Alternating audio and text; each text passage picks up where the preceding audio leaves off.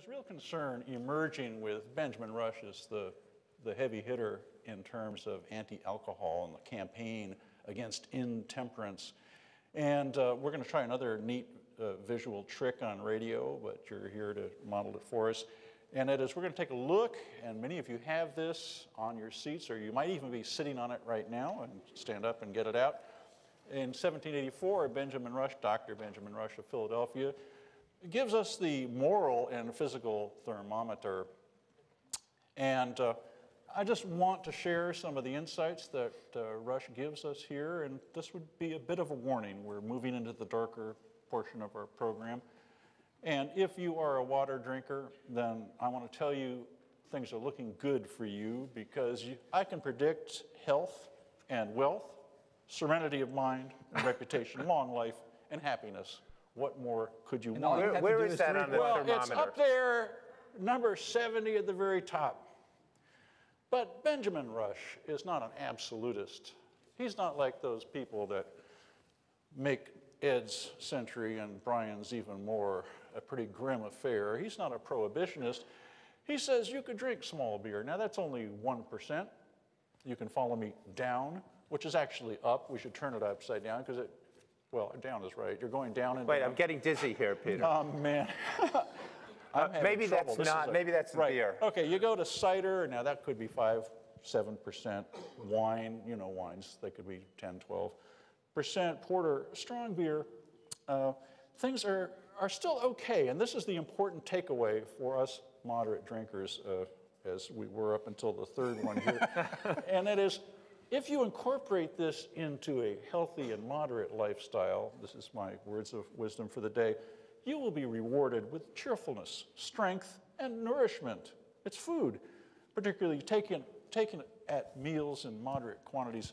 But this is the grim part that I need to share with you, and I told you this was going to get dark. Things get worse when you drink punch. Now, as you see here, my friends, this is the big pivot point. If it's weak punch, you're still in the temperate zone. This is very scientific. It's calibrated. It could be strong. Whoa, you're on the slippery slope, because next thing you know, you're going to be drinking toddy, grog, flip, slings, bitters, morning drams. Oh, a bad habit. John Adams used to drink cider every morning. Pepper in rum. That's the worst. Whoa, that is at the very bottom of your thermometer. Now, I haven't told you the price you're going to pay for this, the vices from idleness to hatred of just government. Now, that's an important one for somebody like Benjamin Rush. This is the critical period. And next thing you know, you'll be a murderer. And now, in case you weren't aware of the implications of these various vices, many diseases from gout to apoplexy will accompany these vices. And then the punishments take you from debt to black eyes. I think you need help on that one. Usually, rags, hunger, the almshouse, the workhouse, jail, the whipping post, Castle Island. And folks, if you're there doing pepper in rum, you are either going to commit suicide, or you're simply going to die, or we'll hang you. So let me hear it. Who had pepper with rum at the reception here before? Anybody with that? No. Well, Peter, that's harrowing. Fortunately, we had my century to come along and tidy up after you once again, because we launched then, in the 19th century, the longest-running reform movement in American history.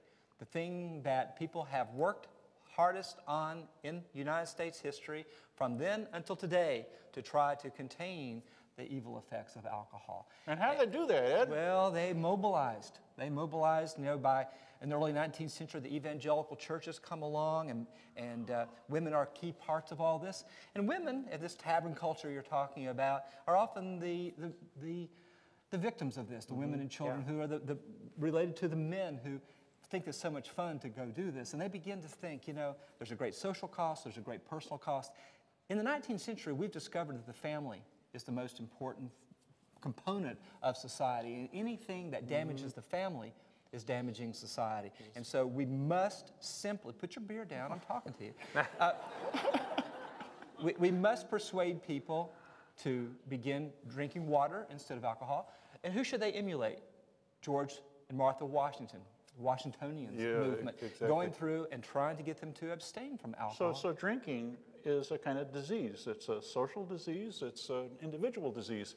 It's the demon rum can do terrible things There can to be you. no doubt that along with other threats to the nation, that it's something that's simply going to have to be brought under control, or if this young country is going to succeed. But Ed, what about Benjamin Rush's idea of moderation? I really got excited about cheerfulness, I'm sorry, we don't really strength, believe in and that nourishment. anymore. No, because you've shown in the first decades of the 19th century that you cannot be trusted to drink in moderation. And the alcohol is out of control. We have all the machinery now to deliver as much alcohol as people can drink.